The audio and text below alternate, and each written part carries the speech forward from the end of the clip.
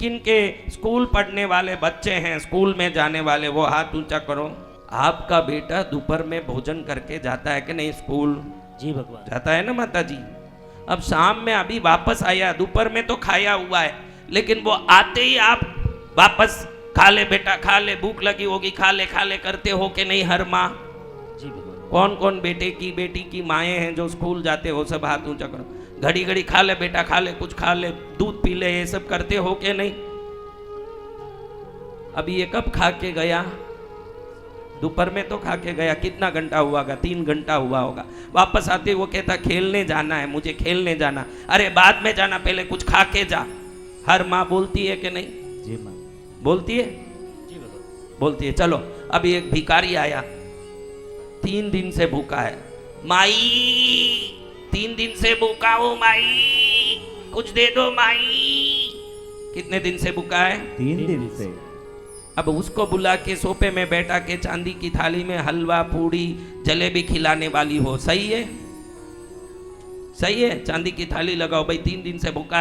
आइए आइए पधारिए, अंदर बिराजिए। चांदी की थाली ला रहे भिखारी जी आ गए हैं, चांदी की थाली लाइए, हलवा खिलाइए इनको, लड्डू खिलाइए, जलेबी खिलाइए, केसरिया बर्फी कलाकंद रबड़ी खिलाओगे?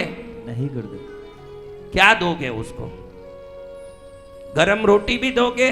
नहीं गुरुदेव। पिछले दिन की अगर बच्ची है तो ठीक, नहीं तो आगे जा। सही है कि नहीं? बिल्कुल गुरुदेव। अब ध्यान रखो, कोई भूखा है इसलिए नहीं मिलता, वो अपना है इसलिए मिलता है, ध्यान रखना। जय जय।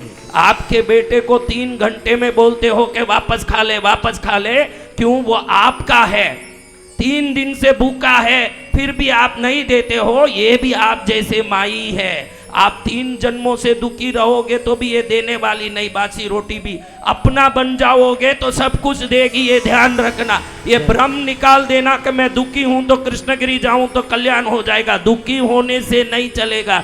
जैसे आपके घर में भिखारी होने से चलता नहीं, अपना होना जरूरी है। इसके दर पर भी अपना होना जरूरी, जो अपना होगा उसको मिलेगा। सत्य वचन सत करो भगवान। हाँ ले खा लूं, धन लपेट लूं। धन लपेटने के चक्कर में जो भी कृष्णगिरी आया आज तक वो खाली गया। हे माँ तू मेरी है न मैं तेरी हूँ, ये सोच के जो आया वो निहाल हो गए हैं। जी गुरुदेव, सत्य वचन। मैं ये आपको भक्ति का सच्चा अर्थ समझा देता हूँ। भक्ति कोई भीख मांगना, स्वार्थ के लिए भजन करना नहीं है। भक्ति में जैसे परिवार में बेटे को मानते हो, परिवार में पति को मानते हो, परिवार में घर के रिश्तों को मानते हो, वैसे भगवती को भी अपना मान लो, यही भक्ति है। जय जय गुरुदेव। और ये भक्ति के साथ आ जाओ। अक्टूबर 3 को सुबह से पहले पहुंच जाना। कितने तारीख को? 3 अक्टूबर। और 12 अक्टूबर तक मैं भी आपके साथ हूँ, माँ भी आपके साथ है। एक छोटा बच्चा रात में डर जाता है, सपना देख लिया, बहुत छोटा बच्चा सपना देख के घबरा गया, तुरंत माँ उसको गोद में लेके थपकी दे के सो जा बेटा करती है, वो आराम से सो जाता है कि नहीं? तो संसार से डरे हुए तुम लोगों को थपकी लगाने के लिए गुरुदेव कृष्णगिरी में बैठे हुए हैं। कहाँ बैठे हैं? कृष्णगिरी में। हाँ, कितना भी डर आया मैं गोद में लेके 2 थपकी लगाऊंगा, आराम हो जाएगा आपको। हाँ, कष्ट मिटाने वाले सदगुरु भगवान राष्ट्रीय संत श्री देखो अभी बसंत बठिंडा में विजय जी आया महाराजा की। किसी एक व्यक्ति से अलग से मिला कोई बोल सकते हैं? नहीं भगवान। किसी से अलग से बात करता हूँ? नहीं। कोई लुका छुपी है नहीं। भक्ति संसार में ज्यादा से ज्यादा हो, यज्ञ पूजा ज्यादा से ज्यादा हो। अब इस जगह में ऐसा वातावरण हवन की शक्ति का हो गया है, कोई अंदर घुसेगा तो 10 जन्म के कष्ट तो मिट सकते हैं। अगर ये जगह ऐसा हो गया तो कृष्णगिरी कैसा होगा सोचिए, जहाँ जन्म जन्मों से देवी बैठ के युग युगों से लोगों का मंगल कर रही है। पंजाब वालों को तो खास कहूँगा, क्योंकि एक बार जो अंग्रेजी आए थे उनको चाय बेचनी थी। क्या बेचनी थी? चाय। तो जब ईस्ट इंडियन कंपनी इंडिया में आया तो चाय की पत्ती फ्री में पैकेट करके, सैंपल पैकेट करके घर घर में उन्होंने बांटा। आप बड़ों को, बुजुर्गों को मालूम होगा, उतने बुजुर्ग भी अब कोई है नहीं, सब ढीले रामी हैं।